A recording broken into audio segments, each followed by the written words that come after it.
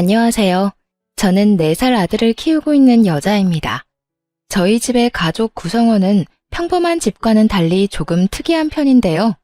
어쩌다가 특이한 가족 구성이 되었는지 제 사연 한번 들어보실래요? 저는 아파트 관리사무소에서 회계 업무를 보는 일을 하고 있었어요. 제 일 중엔 회계 업무 말고도 중요한 다른 일이 있었는데요.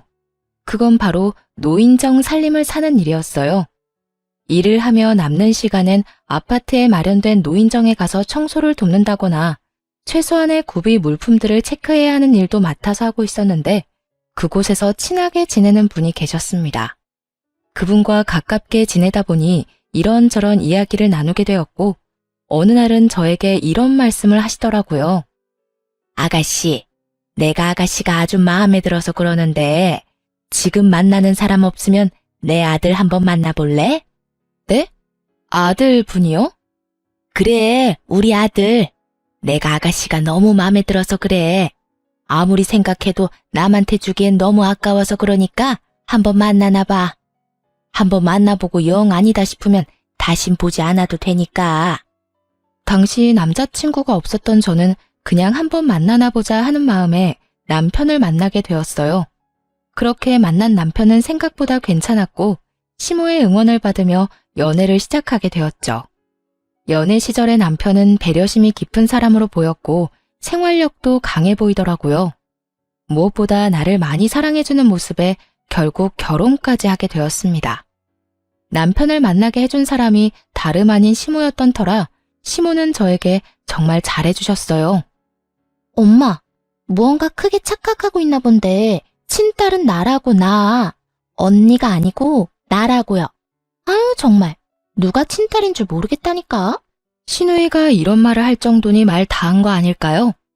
이렇듯 많은 사랑을 받는 만큼 저 역시 시모를 잘 모시며 지냈어요. 시모와 제 사이가 좋다고 시누이가 질투한 것도 아니었어요. 시누이 역시 앞에선 그렇게 말했지만 뒤에선 저에게 엄마에게 잘해주어 고맙다고 늘 말해주는 다정한 시누이였으니까요. 결혼을 하고 난 후에도 계속 일을 하고 있었기에 시모와 전 더욱 자주 긴 시간을 함께 보내곤 했습니다. 그래서 그런지 서로 간의 정이 더 깊어졌고요. 그러던 어느 날 남편이 갑작스럽게 회사를 그만뒀다며 저에게 사업 이야기를 꺼내기 시작하더군요. 여보, 사실 나 저번 주에 회사 그만뒀어. 뭐? 당신 오늘도 출근한다고 나갔었잖아. 출근도 안 하는 사람이 나가서 뭘 한 거야? 아니, 애초에 왜 상의 한마디도 없이 그런 큰 결정을 내린 거야? 그게 나 사실 사업하고 싶어. 언제까지 월급쟁이 할 수도 없는 노릇이고. 언젠가는 우리 아기도 낳아야 할 거고 그때 되면 돈도 더 많이 들 건데 그런 날이 오기 전에 얼른 시작해서 자리 잡고 싶어. 처음엔 많이 당황스러웠어요. 잘 다니던 회사를 상의 한마디도 없이 그만뒀다고 하니 화가 나기도 했고요. 하지만 화가 난다고 화를 내봤자 복직이 되는 것도 아니었기에 저는 최대한 마음을 가라앉히며 남편에게 물었고 남편은 앞으로의 계획을 저에게 털어놓더군요. 저로선 도저히 생각하지도 못한 일이었지만 이왕 저지른 일 되돌릴 수 없으니 이렇게 된 이상 마음이라도 편하게 시작하게 해주자 싶었어요. 대박이 나면 더없이 좋겠지만 그렇지 않다고 해도 좋은 경험을 얻는다고 생각하기로 한 것이었죠. 무슨 말인 줄 알겠어. 그런데 여보, 사업을 한다고 무조건 성공하는 것도 아니고 그러다 혹시나 아니다. 이미 그만뒀는데 어쩌겠어. 이왕 하는 거 열심히 해봐. 고마워. 미리 상의 못한 건 미안해. 나도 많이 고민하다가 이때가 아니면 도저히 안 되겠다는 생각이 들어서 당신이랑 신랑이 하면서 시간 쏟고 싶지 않았어. 다음부턴 꼭 상의할게. 정말 미안해. 알겠어. 다음부턴 꼭 그런 일은 상의해. 사실은 혹시나 망하면 어쩌려고 그래? 라는 말을 하고 싶었어요. 하지만 이미 회사는 그만뒀고 남편은 사업을 하겠다는 굳건한 의지를 내비치는 상황에 굳이 그런 불길한 말을 하고 싶지 않더라고요. 한편으론 남편의 심정이 이해가 되지 않는 것도 아니었고요. 상의를 해줬더라면 좋았을 테지만 이왕 벌어진 일, 큰 일을 하려는 사람에게 괜한 잔소리도 하고 싶지 않았어요. 그래서 전 남편을 응원해주겠다고 했고, 그렇게 남편의 사업 준비는 시작되었어요. 남편의 사업은 제가 전혀 도움을 줄 수 없는 분야라 그저 전 일을 하며 살림을 잘 꾸려나가는 일을 열심히 하는 수밖에 없었죠. 잦은 출장과 잦은 술자리에 신혼을 즐길 새도 없었지만 다른 건 몰라도 주말만은 꼭 저와 시간을 보내주던 남편의 노력에 단 한 번의 말다툼도 없이 그 힘든 시기를 보냈던 것 같습니다. 가장 힘든 건 당연히 돈이었어요. 아무래도 남편의 벌이가 전혀 없이 지내는 기간이 길어지다 보니 제 벌이로 감당할 수 있는 선을 훌쩍 넘어 생활이 힘들어지더라고요. 그렇다고 친정에 말할 수도 없는 노릇이고 시댁에도 말할 수 없는 노릇이었죠. 어떻게 해야 하나 고민만 하는데 이런 사실을 다 알아챈 시모가 생활비를 붙여주시는 게 아니겠어요? 어머님, 방금 돈이 들어왔는데 웬 돈이에요? 그거 너희 생활비에 보태 쓰라고 조금 보냈어. 돈 들어가는 데는 한두 군데가 아닐 텐데 혼자 번 돈으로 감당하려고 하니 요즘 많이 힘들지? 한동안은 내가 조금씩 도움을 줄 테니 그걸로 조금만 더 버텨보거라. 언젠가는 이 힘든 순간도 다 지나가지 않겠어? 혹시나 부족하면 말하고. 사실 조금 힘들었는데 감사해요, 어머님. 정말 감사합니다. 생각 같아선 괜찮다고 하며 돌려드리고 싶었지만 상황이 힘들다 보니 그 말이 차마 나오지 않더라고요. 그래서 전 살림이 괜찮아질 때까진 감사한 마음으로 시모의 도움을 받기로 했습니다. 그렇게 생활비가 해결됐다 싶었더니 더 큰 일이 저를 기다리고 있더군요. 그건 다름 아닌 남편의 사업 자금이 부족하다는 것이었어요. 남편의 사업은 오픈을 앞두고 큰 돈이 필요한 상황이 생겨버린 것이었죠. 어떻게 해야 할지 모르겠어. 예상치 못한 큰 지출이라 준비한 돈도 없는데. 그렇다고 지금 와서 포기하기엔 너무 아까워. 어떻게 방법이 없을까? 그러게, 일단 생각을 좀 해보자. 둘이 함께 머리 맞대면 어떻게든 해결될 거야. 말은 이렇게 했지만 도저히 해결책이 보이지 않더라고요. 결국 전 집을 처분해 새를 얻어가는 쪽으로 마음을 굳히고 있었고 남편은 시모에게까지 고민을 털어놓은 것인지 시모에게서 연락이 오더군요. 아가, 이야기 다 들었다. 그래서 어떻게 할 생각이니? 그게 뭐든 다 여의치 않네요. 이미 집 마련할 때 받은 대출이 있어서 집 담보대출을 해도 부족하고 그냥 집을 팔고 더 작은 데로 새 얻어서 가야 하나 싶기도 해요. 월세로 간단 말이니? 네, 아무래도 그렇게라도 해야 할 것 같아요. 이제 와서 사업을 그만두라고 하기엔 지금까지의 시간이랑 돈이 아깝기도 하고 무엇보다 그이가 너무 하고 싶어 해요. 잠도 제대로 안 자고 일만 하고 자신감도 넘쳐 보이고요. 행여나 잘 안 되더라도 다시 시작하면 되는 거니까 이번엔 할 수 있는 데까진 도와주고 싶어서요. 제 말을 들은 시모는 생각에 잠긴 듯 뜸을 들인다 싶으시더니 이내 조심스럽게 말을 꺼내기 시작했어요. 아가, 내가 지금부터 어떤 말을 할 건데 네가 싫으면 싫다고 솔직하게 말해다오. 무슨 말씀을 하시려고 이러세요? 편하게 말씀해 보세요. 그게 다른 집에 새들어 살 바엔 우리 집으로 들어오는 건 어떠냐? 아무래도 월세 내고 사는 돈이 아깝기도 하고 네 남편 계속 바빠질 텐데 너 혼자 그렇게 두는 것도 마음에 걸리기도 해. 네 생각은 어떠니? 많이 불편할 것 같니? 감사하더라고요. 그렇지 않아도 월세를 내는 것이 아깝기도 한 상황이었는데 먼저 나서 집으로 들어오라고 해주시니 참 감사하면서도 죄송했어요. 시모의 말에 저는 재빠르게 감사의 마음을 전하며 그렇게 하겠다고 했습니다. 아니요, 저는 너무 좋아요. 어머님, 너무 감사해요. 저희가 들어가면 불편한 점이 한둘이 아닐 텐데 괜찮으실까요? 그럼 괜찮고 말고. 그리고 감사는 무슨. 다른 것도 아니고 내 아들놈 사업한다고 집까지 팔 상황인데 이 정도는 당연히 해야지. 생각 같아선 돈으로 도와주고 싶다만 나도 지금은 다 묶여 있어서 그럴 여유는 없구나. 그리고 네가 불편할까봐 걱정인 게지. 난 너랑 사는 거 불편하지 않아. 오히려 좋은걸? 그러니까 내 걱정은 말고 너만 괜찮다면 함께 살자꾸나. 그리하여 저흰 집을 처분하고 시댁으로 들어가게 되었고 시모 역시 가지고 있던 자금 조금을 남편에게 주게 되었죠. 자금이 해결되고 나니 남편은 더욱 바빠지기 시작했고, 저는 시모와 더 많은 시간을 보내며 더욱 두터운 정을 쌓아가고 있었어요. 그렇게 3년이란 시간이 지났고 그 사이 남편의 사업은 자리를 잡게 되었습니다. 사업이 안정되니 그만큼 벌이도 좋아졌고 생활비를 넉넉하게 주니 여유로운 생활이 가능해졌죠. 그런 상황에서도 분가는 생각하지도 않았었는데 그 이유는 무엇보다 시모와 지내는 시간이 너무 좋았기 때문이었어요. 평일엔 바쁜 남편을 대신해 시모와 데이트를 하기도 했고 주말엔 세 사람이 외식을 하는 그 시간이 너무 행복하더라고요. 그래서 전 분가는 생각지도 않고 지내게 되었고 행복하게 지내던 어느 날 임신 사실을 알게 되었습니다. 어머님, 저 임신했어요.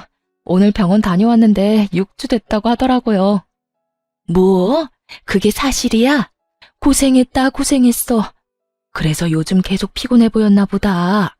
그런데 혼자 병원에 다녀온 게야? 같이 가자고 했어야지. 왜 혼자 간 거야?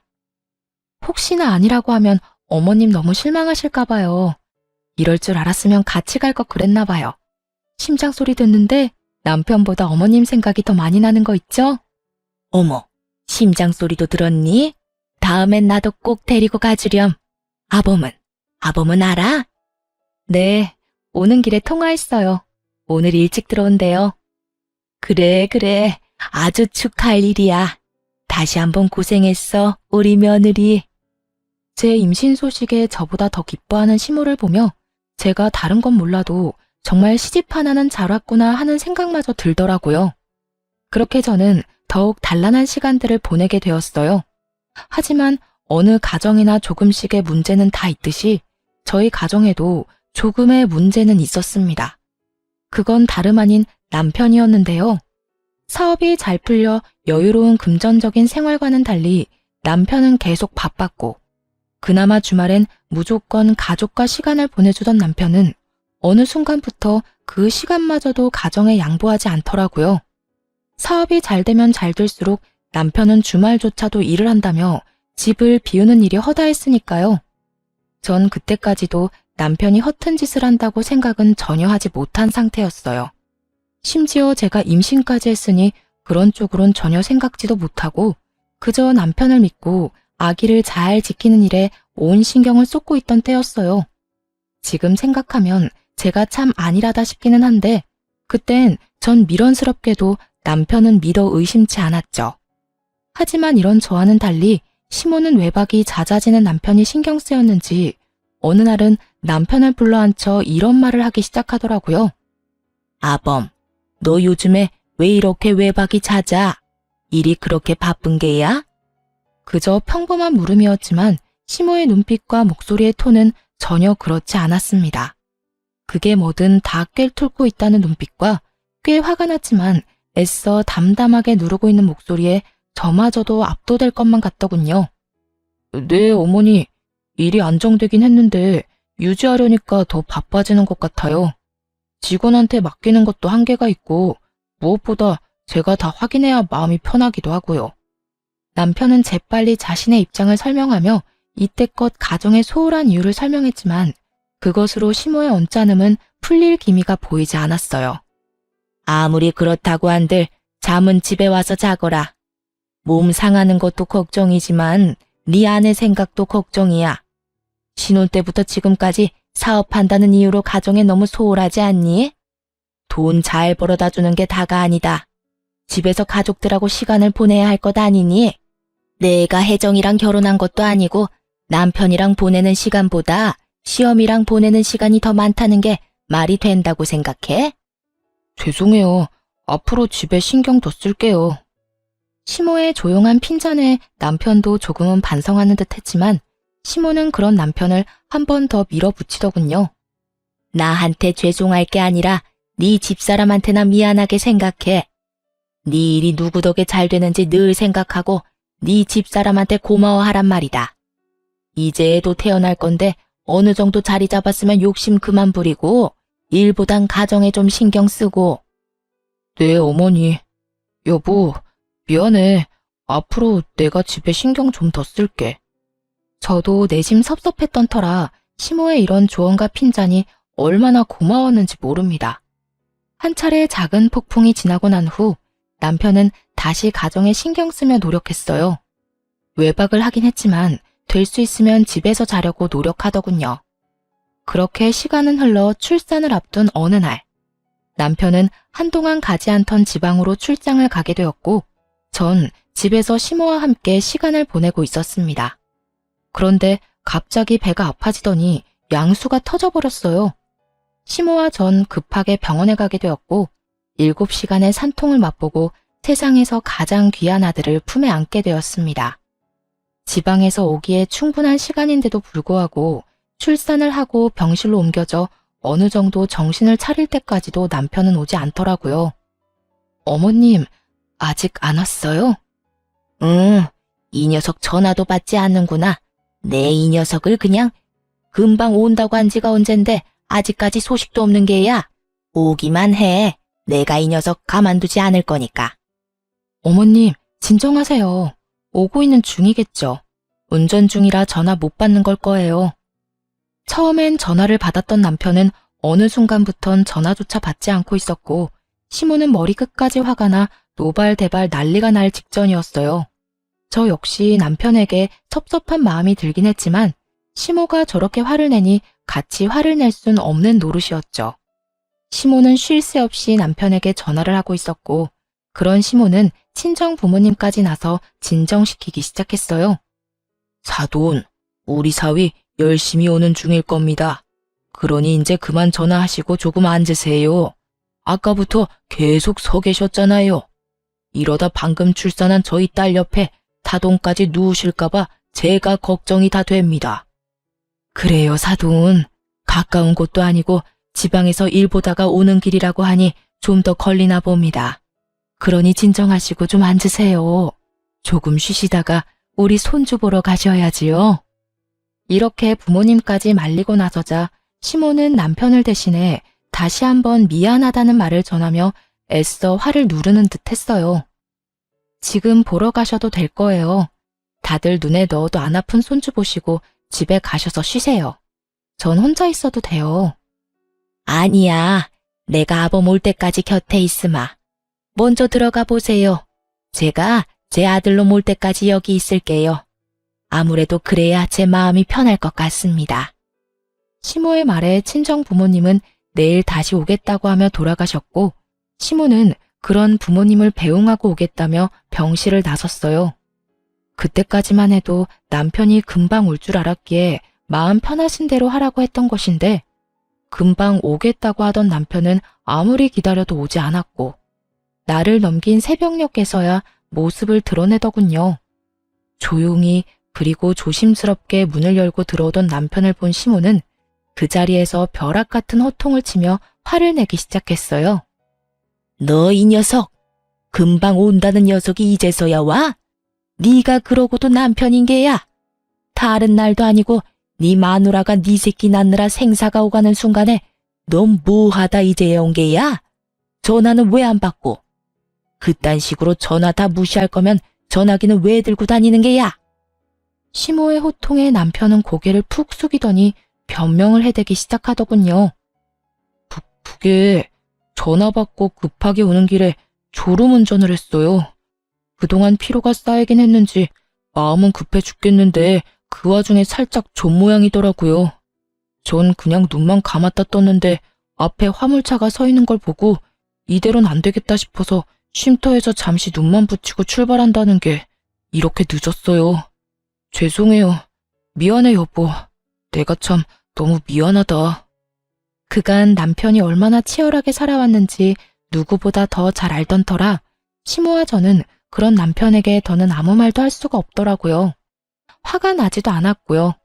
물론 섭섭한 마음이야 있었지만 이렇게 무사히 온 것만 해도 다행이라고 생각하며 앞으론 태어난 아들과 함께 더 큰 행복이 가득한 날이 기다리고 있을 거라 믿어 의심치 않았습니다. 하지만 이런 제 확신을 비웃기라도 하는 듯 남편은 가정에 더욱 소홀해지더군요. 저에게도 더는 다정하게 대하지도 않았고요. 심지어 아들에게마저도 애정이 없는 남편을 보며 참 생각이 많아지더군요. 그렇게 생각은 많아지고 남편에 대해 다시 생각해보게 되던 어느 날, 일은 터지고야 말았습니다. 그날도 아기가 있는 집은 다들 그렇듯 아들의 울음소리로 시끄러웠고, 전 그런 아들을 달래며 불편한 것이 무엇인지 찾고 있었어요. 그런데 그 순간 아무것도 하지 않고 그저 아들이 우는 것을 보던 남편이 자리를 박차고 일어나더니 화를 내며 이런 말을 하는 것이 아니겠어요? 시끄러워. 도저히 시끄러워서 집에선 쉴 수가 없어. 시끄럽다니. 당신 자식 우는 소리를 시끄럽다고 하면 어떻게 해? 그리고 아기가 우는 게 당연하지. 매번 생글생글 웃기만 하면 그게 정상이야? 그거야말로 이상한 거라고. 우는 건 아기들이 하는 일종의 표현이야. 아무리 그래도 너무하잖아. 모처럼 집에서 좀 쉬려고 해도 쟤 때문에 도무지 쉴 수가 없다고. 쟤? 우리 아들이 남이야? 쟤, 얘라고 하게? 당신 정말 왜 그래? 요즘 왜 이렇게 예민한 거냐고. 나한테는 그렇다 쳐도 당신 아들한테까지 그렇게 예민하게 구는 이유가 뭔데? 시끄러우니까 시끄럽다는 건데 뭐가 예민하다는 거야? 시끄러워. 차라리 회사에서 일을 하는 게 더 낫겠다. 처음이었어요. 남편과 언성을 높여가며 싸운 일 말이에요. 저는 화를 내는 남편이 도저히 이해가 되지 않았어요. 우는 소리가 시끄럽고 듣기 싫을 수는 있다고 하나 아기 우는 것은 당연하였고 남도 아닌 자기 자식인데 저렇게까지 예, 제 하며 화를 낼 일은 아니라고 생각했으니까요. 여기까지만 해도 이해가 되지 않는데 남편은 기어코 짐까지 싸 회사에서 지낸다며 집을 나가버리더군요.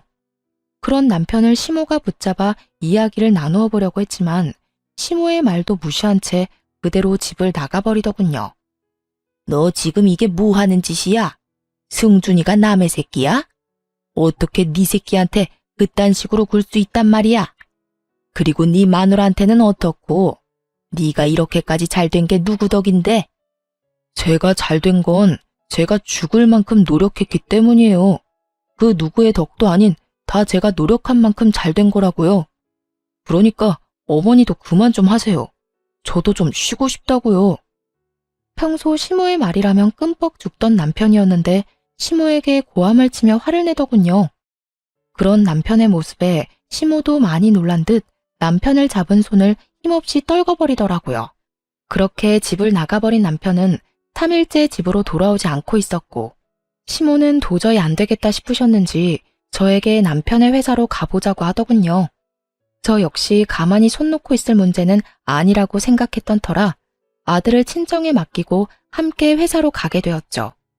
남편의 회사로 찾아가니 남편이 자리에 없어 직원에게 물어보니 아마 회사 근처 고급 일식당에 있을 거라고 하더군요.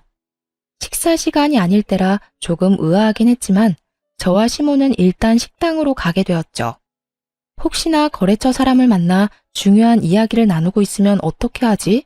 하는 우려와 함께 말이죠. 하지만 이런 저의 우려와는 달리 룸에서 나오는 남편의 곁엔 젊은 여자가 자리하고 있더군요.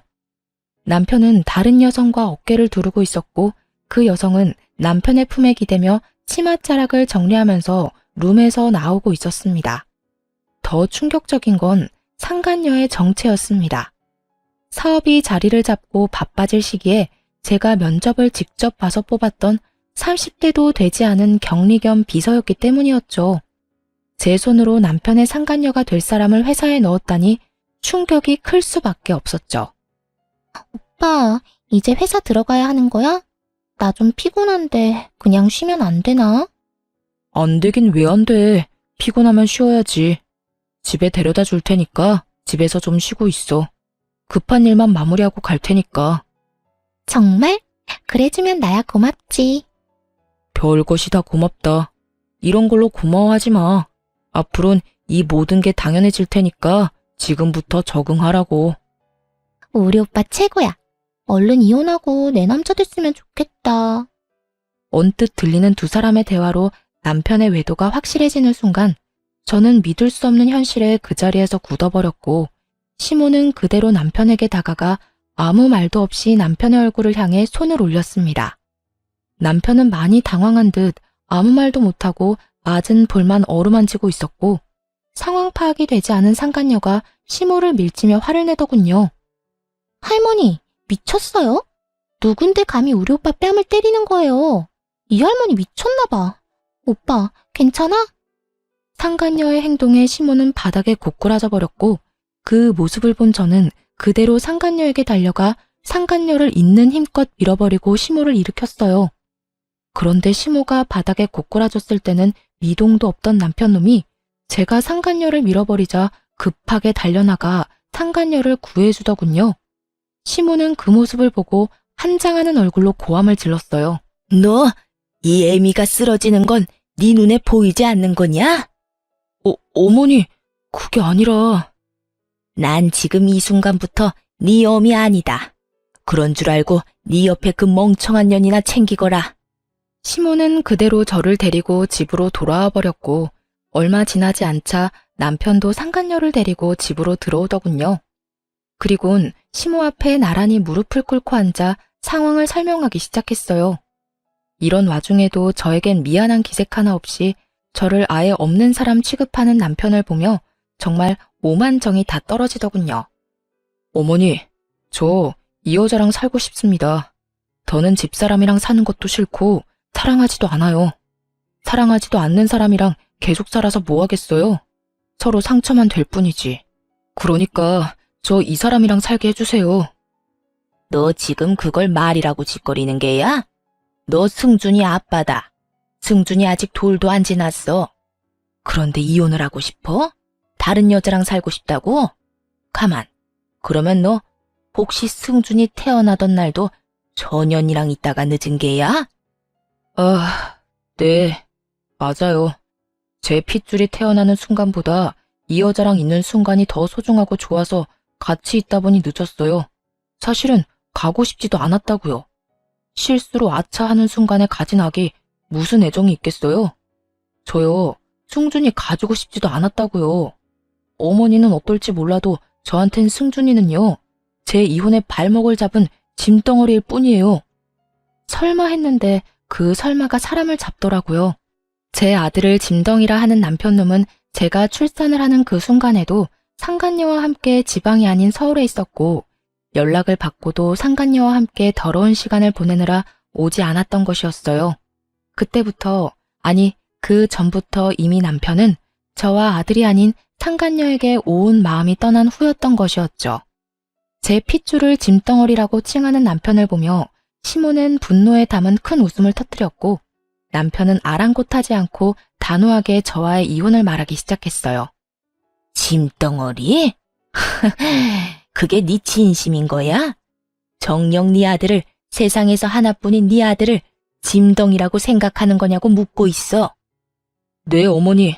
저한텐 하나뿐인 아들도 그저 짐덩이일 뿐이에요. 그만큼 이 여자 사랑한다고요. 그러니까 어머니도 집사람이랑 승준이한테 정 그만 주시고 이 여자 좀 받아주세요. 남편은 흔들림 없는 눈빛으로 시모를 바라보고 있었고 시모 역시 남편을 냉정하게 바라보고 있더군요. 그런 두 사람의 모습을 보던 상간녀는 감히 본인이 끼어도 되는 자리라 생각했는지 시모에게 애원을 하기 시작했고요. 어머님, 아까는 죄송했어요. 오빠 어머니인 줄 모르고 왜 이상한 사람이 와서 행패를 부린다고 생각했어요. 어디 다치신 곳은 없으시죠? 상간녀의 물음에 시모는 대답 대신 매서운 눈빛으로 노려봤고 상간녀는 시모의 눈을 피하지도 않고 말을 이어나가더군요. 저 마냥 예쁘게 보이지 않는다는 거 잘 알아요. 그런데 저 진짜 오빠 사랑하거든요. 그러니까 저 좀 받아주시면 안 될까요? 제가 어머니 정말 잘 모시고 아기도 빨리 가져서 손주 빨리 안겨드릴게요. 저 가정교육도 잘 받아서 음식도 잘하고요. 내조도 저 여자보다 잘할 자신 있어요.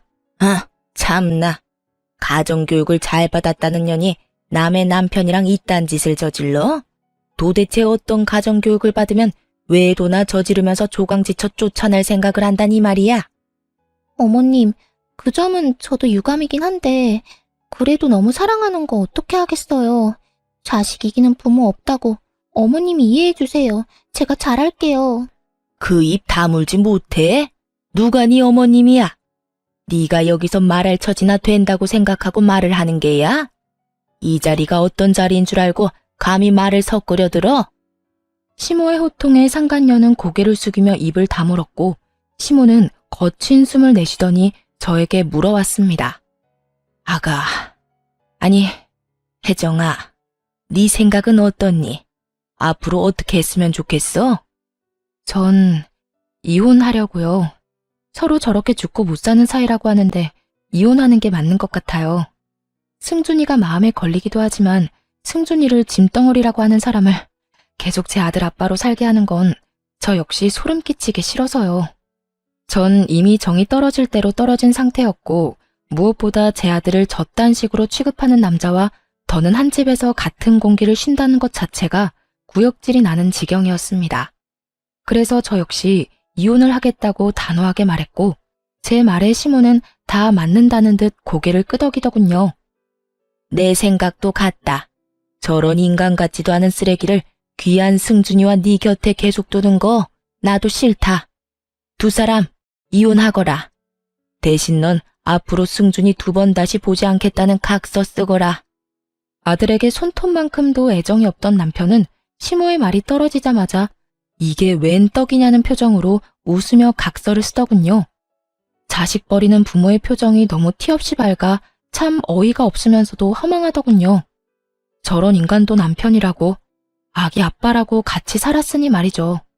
그렇게 전 비교적 빠르게 이혼을 하게 되었습니다. 재산 분할 위자료는 다 저에게 좋은 쪽으로 끝이 났고 상간녀에게도 위자료를 받았어요. 그것 역시 전 남편의 지갑에서 나온 돈이었겠지만요. 여러모로 저에게 유리한 이혼이었는데 이혼을 하고 나니 저에겐 더 큰 재산이 기다리고 있더라고요. 이거 바꿔라.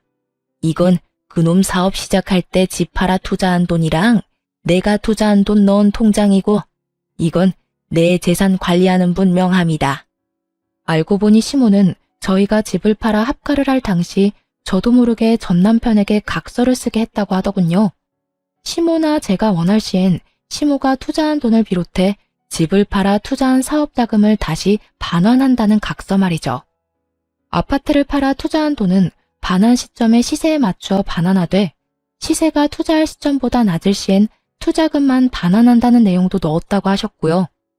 어떻게 되든 제가 손해보는 일은 없도록 하신 것이었죠.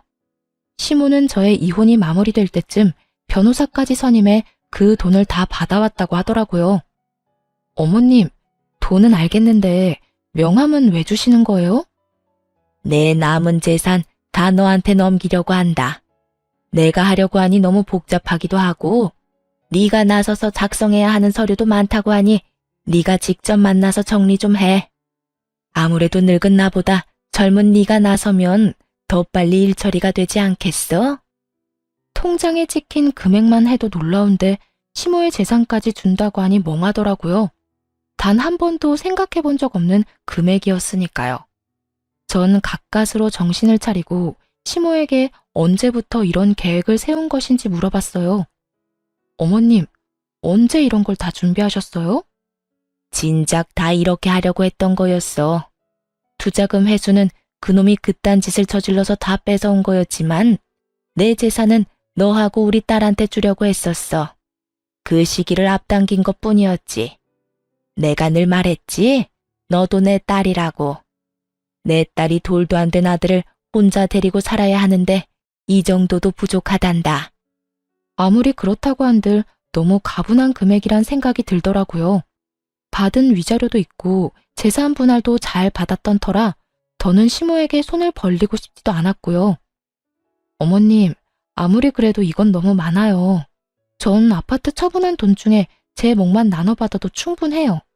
나머진 어머님 노후자금 하세요. 전 제 몫을 뺀 나머지는 받지 않겠다고 했고 시모는 한사코 제 손에 통장을 쥐어주시며 이렇게 말씀하시더군요. 노후자금은 따로 마련해 놨어.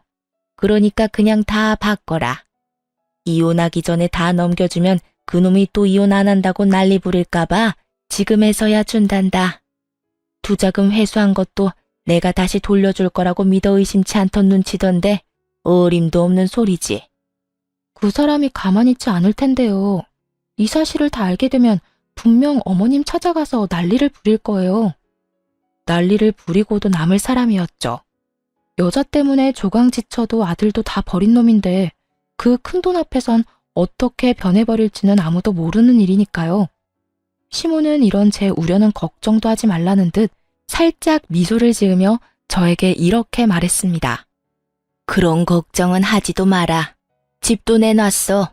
아예 찾아오지도 못하게 그놈 모르는 곳으로 이사할 거다. 그러니 너도 다신 찾아오지도 못하게 멀리 이사하거라. 그리고 그 돈은 꼭 받아. 내가 훗날 필요하면 말할 테니 그때나 용돈이나 좀 주려무나. 내가 가지고 있으면 다 그놈 몫이 될 건데 나는 그 꼴 못 본다. 알겠지? 그래도 어머님, 너무 많아요. 살아봐라. 이 돈이 많은지 내 재산이 많은지. 사람 앞일 모르는 거라고 언제 어디서 큰 돈이 필요할 줄 누가 알겠어. 그러니 살 날 많이 남은 넌 잔말 말고 받아. 이렇게까지 하는데 어쩔 도리가 없더라고요. 잘 가지고 있다 훗날 필요하실 때 다시 돌려드리면 되겠다 하는 생각이 들기도 했고요. 어찌되었든 전 시모와 연을 끊지 않고 가깝게 지낼 계획이었거든요. 결국 전 돈을 비롯해 나머지 재산도 정리해 넘겨받게 되었습니다. 그 후 모든 사실을 한 전 남편이 제가 잠시 친정에 머물고 있다는 사실을 알고 친정으로 와 울고불고 하며 매달리기 시작하더군요. 여보, 나 많이 원망했지? 내가 미안해. 당신 같은 여자가 어디 있다고 내가 미쳤었어. 이제 와서 반성이란 걸 하는 거야? 내 마음에 대못이란 대못은 다 박아놓고선 이제 와서 뭐? 미안? 미쳤었다고? 대단하다, 대단해. 고작 그런 말로 내 마음이 풀릴 거라고 생각하는 거야? 내가 무릎이라도 꿇으면 당신 마음이 풀리겠어? 당신 마음이 풀리기만 한다면 나 이깟 무릎 얼마든지 꿇을 수 있어. 이렇게 말한 전 남편은 제 앞에서 무릎을 꿇고 싹싹 빌기 시작하더군요. 사실 이런 전 남편의 모습을 상상해 본 적이 있었어요. 상상 속에서는 조금 통쾌하기도 했는데 막상 제 앞에서 전 남편 놈이 무릎을 꿇고 비는 모습을 보는데 통쾌하기는커녕 미간이 절로 구겨질 만큼 역겹더라고요. 하지만 이런 제 심정을 알 리 없는 전 남편은 본인이 무릎까지 꿇고 빌면 제가 감동이라도 하며 받아줄 거라고 생각했는지 희망찬 눈빛으로 저를 힐끔힐끔 보며 눈치를 살피더군요. 여보, 나 용서해 줄 거지? 나 당신이랑 이혼하고 정말 후회 많이 했어. 그래서 바로 그 여자랑 헤어졌고 말이야. 정말이야. 회사에서도 진작 내보냈어. 못 믿겠으면 회사에 전화해서 물어봐도 되고 그래도 믿업지 않으면 그 여자한테 연락해서 물어봐도 돼. 그러니까 나 한 번만 용서해 주라. 아, 그래? 정말 헤어졌단 말이야? 그것도 나랑 이혼하고 바로? 그럼 나 정말 당신하고 이혼하고 바로 헤어졌다니까. 웃기지도 않더라고요. 당장 전날만 해도 상간녀와 함께 시모에게 찾아가 정말 재산을 전처에게 준 것이 맞는지 몇 번이나 확인하고 한 것을 다 전해 들었는데 눈 하나 깜짝하지 않고 거짓말을 하고 있으니 말이에요. 있잖아. 나 아직 어머님이랑 연락하고 지내. 어제도 통화했고 오늘도 통화했어. 제 말에 전 남편은 크게 당황한 듯 목까지 빨개진다 싶더니 말을 더듬기 시작하더군요. 그래? 그래. 그러니까 내가 하고 싶은 말은 네가 어제 그년이랑 어머님 찾아가서 정말로 나한테 재산 다 넘긴 거 맞냐고 몇 번이고 묻고 간 거 아니까 나한테 와서 이딴 연기해도 소용없다는 거야.